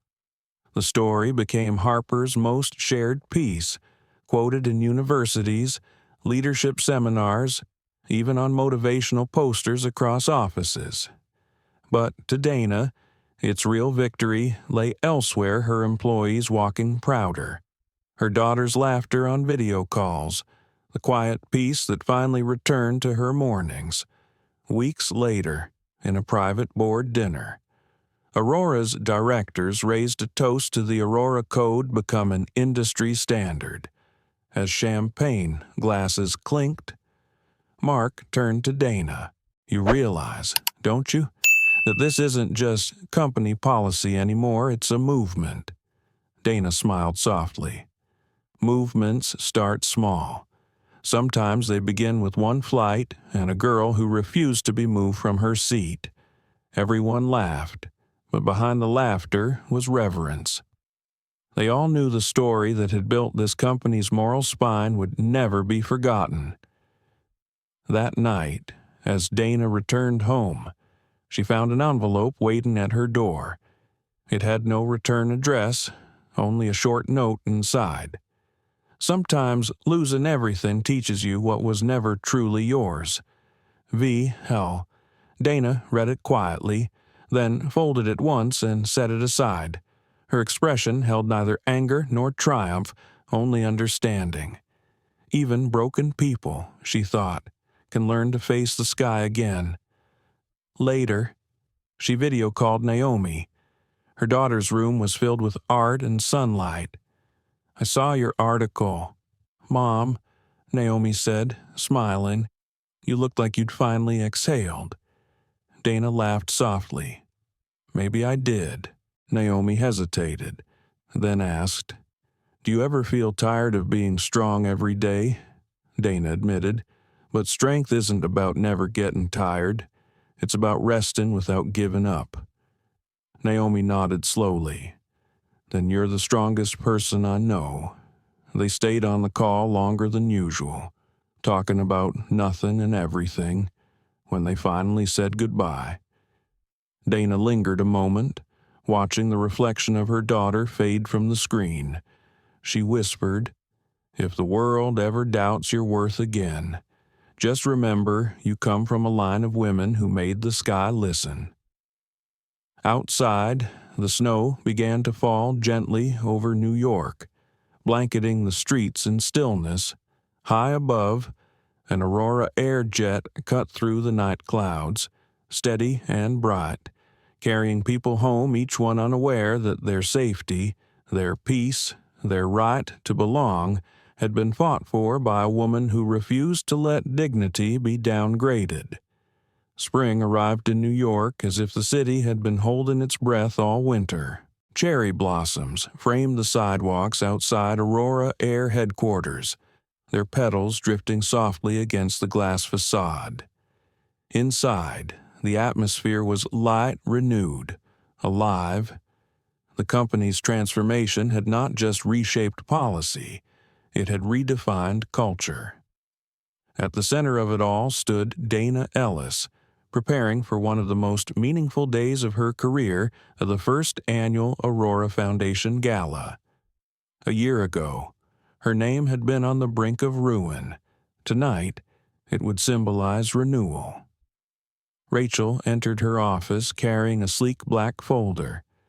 "Everything's ready for your speech, Dana," she said with her usual efficiency. Dana smiled, gratitude softening her face. "After all we've been through, I think tonight calls for something simple. Truth doesn't need a spotlight." Rachel chuckled. "You are the spotlight." As they reviewed final details, Mark joined them, his tone both businesslike and proud. "The guests are already arriving downstairs. CEOs, ministers, students from the mentorship program. You've drawn quite a crowd." Dana raised an eyebrow. "I didn't draw them. The message did." Mark nodded. "That's what makes it work."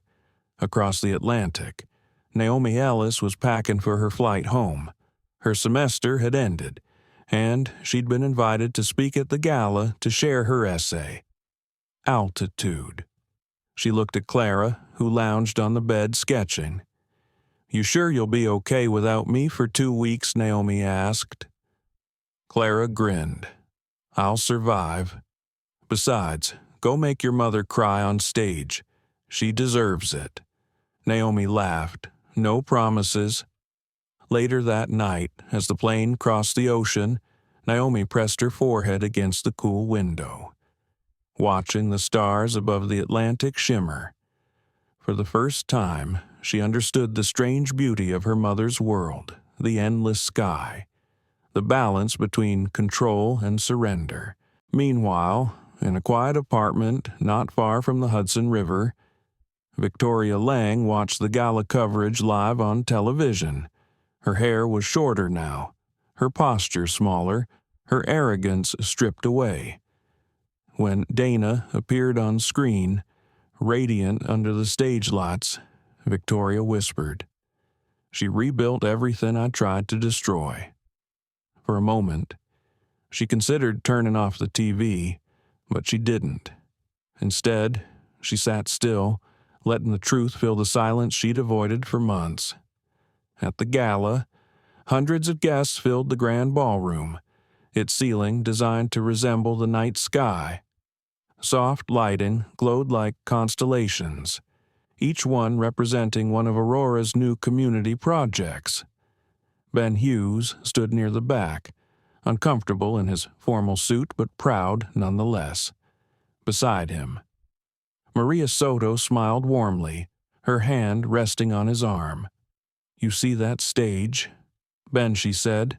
"That's not just a company celebrating. That's a promise kept." When Dana finally took the podium, the room quieted to a reverent stillness. She looked out at the faces before her employees, journalists, students, and strangers whose lives had somehow brushed against her story. Her voice was steady, low, and full of grace. Last year, Aurora Air faced turbulence of a kind no system can predict. We learned that storms don't always arrive in the sky, they arrive in the human heart. But we also learned something else: the only way through them is together.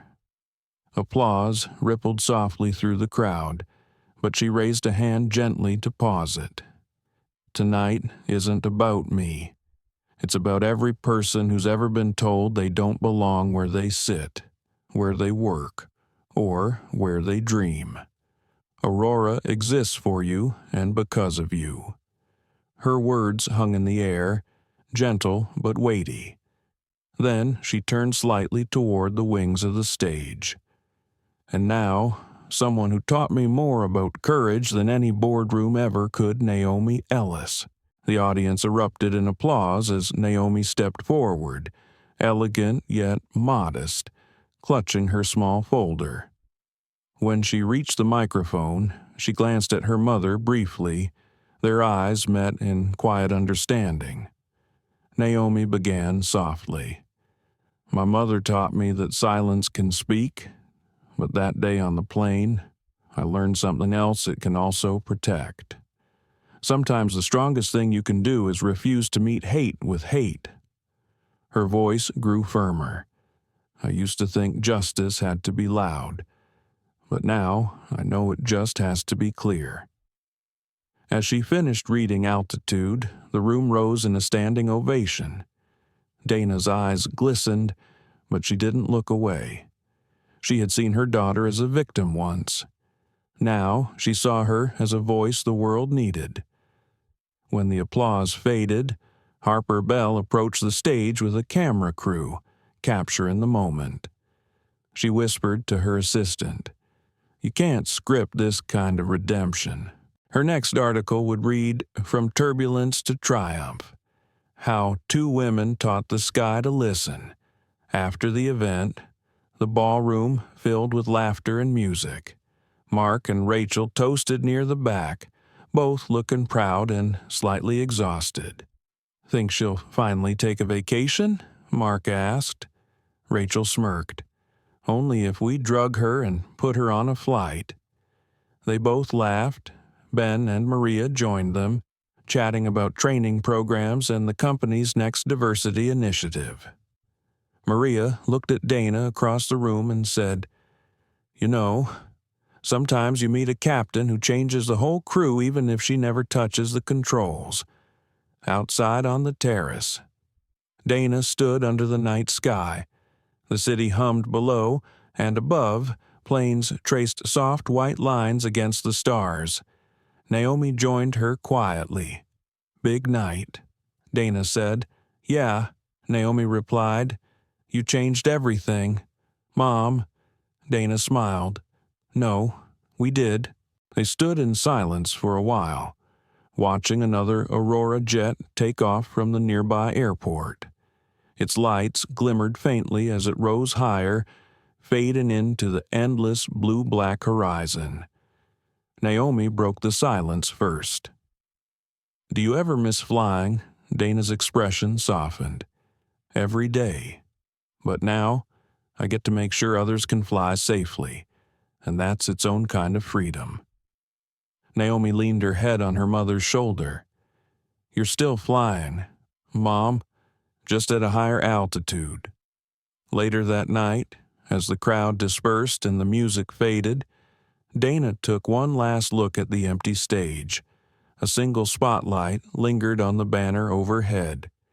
"Integrity is our altitude." She reached up, touched the pendant at her neck, her late husband's gift, engraved with wings, and whispered, "We made it." From the balcony, she could see the reflection of the Aurora logo on the water below. It wasn't just a brand anymore. It was legacy. Proof that empathy and ethics could coexist with success and even outlast it. As the night deepened, a gentle breeze swept through, carrying the faint sound of laughter from the departing guests. Dana stood alone for a moment, breathing it all in: the city, the peace, the quiet hum of engines in the distance. She thought of the long road behind her, the prejudice, the humiliation, the battles fought without fury but full of faith. Then she smiled, calm and radiant, because somewhere in the dark sky above New York, another flight had just lifted into the night. And in that moment, the world she had rebuilt, one seat, one truth, one act of dignity at a time, was finally free to soar. The story of Dana and Naomi Ellis reminds us that true strength doesn't always roar, it often stands quietly, grounded in self-respect. In a world where judgment can arrive before understanding, dignity becomes our most powerful shield. Dana didn't need anger to restore justice. She used wisdom, evidence, and integrity. Her composure teaches us that calm is not weakness, it's control. For older generations who've lived through change and challenge, this story echoes something familiar. The belief that character is built not in applause, but in restraint. That the most profound victories are not shouted, they are lived. In every workplace, family, or friendship, prejudice still hides in small moments. We cannot erase it in a day, but, like Dana, we can meet it with grace, stand firm in truth, and protect the next generation's right to rise without apology. Because when we choose dignity over rage and empathy over ego, we do more than survive injustice. We redefine what strength truly means.